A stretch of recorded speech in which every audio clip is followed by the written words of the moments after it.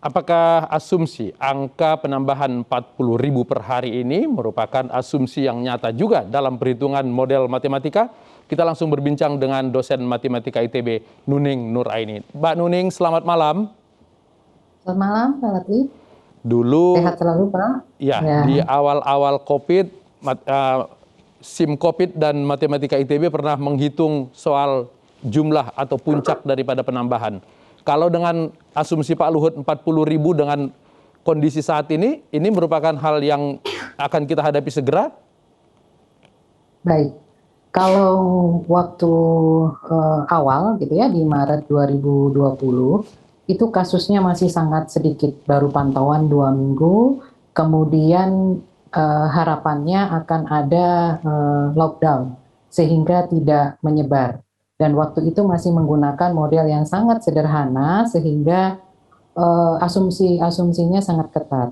Ketika kita kembangkan informasi tersebut sampai saat ini yang sudah melewati batas hampir 1,5 tahun begitu ya, kita melewati pandemi ini, hal tersebut sudah sangat sulit diproyeksikan dengan situasi yang semakin masif begitu penyebarannya. Oke. Jadi kalau istilahnya ahli epidemiologi, ini sudah stadium tertinggi gitu ya, stadium 4, sudah sangat mencampur gitu. Oke, kalau kita lihat hari ini penambahan 31, lalu kemudian ada asumsi naik menjadi 40. Tidak terlalu tinggi sebetulnya peningkatannya, atau sebetulnya dalam perhitungan model matematika bisa lebih? Bisa lebih, karena kita tahu bahwa angka tersebut adalah underreported begitu ya.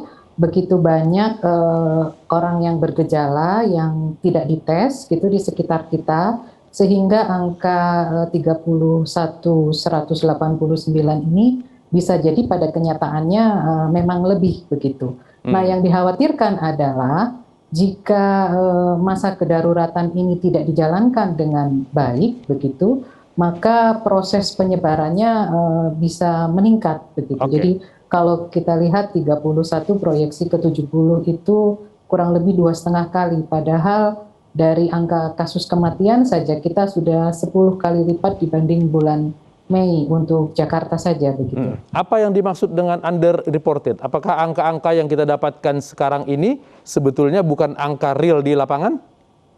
Iya, kalau itu dari awal masa pandemi dan di negara manapun kita sudah paham bahwa angka yang terlapor itu tidak di bawah kejadian sesungguhnya.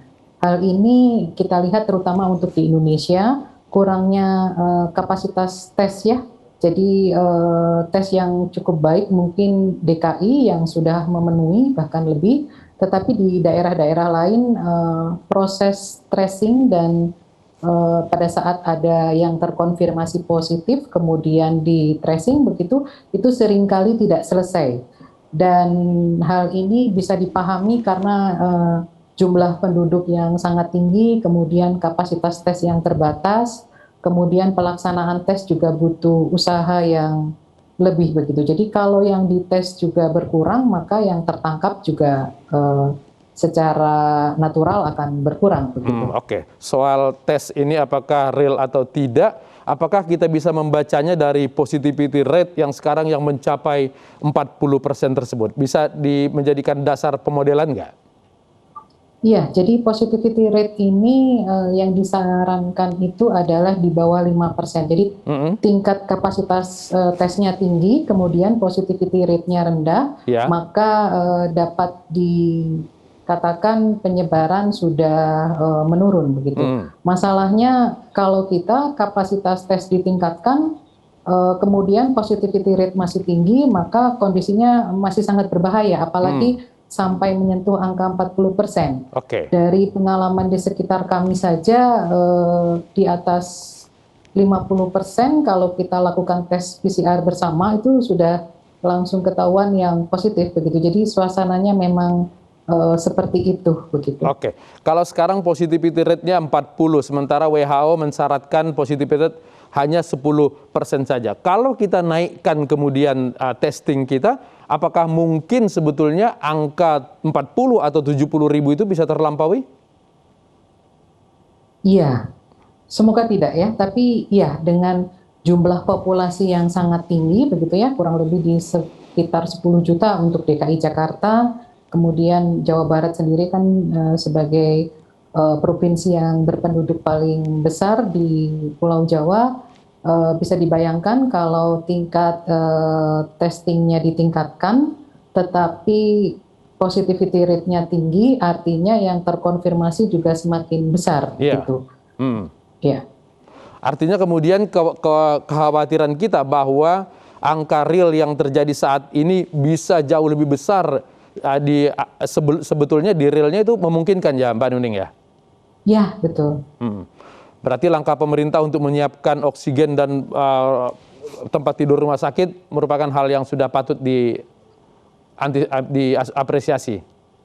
Iya, dan harapannya tidak hanya di Jakarta ya, karena kita lihat hampir kalau hanya di Jawa saja kita lihat itu sudah keseluruhan sistem kesehatannya sudah overload begitu. Jadi hal ini perlu dipikirkan untuk keseluruhan provinsi. Gitu. Oke, kita jaga supaya tidak menyebar ke Sumatera atau Kalimantan karena bisa kolaps Indonesia. Betul. Baik, Mbak Nuning Nuraini, terima kasih sudah berbagi di iNews Prime.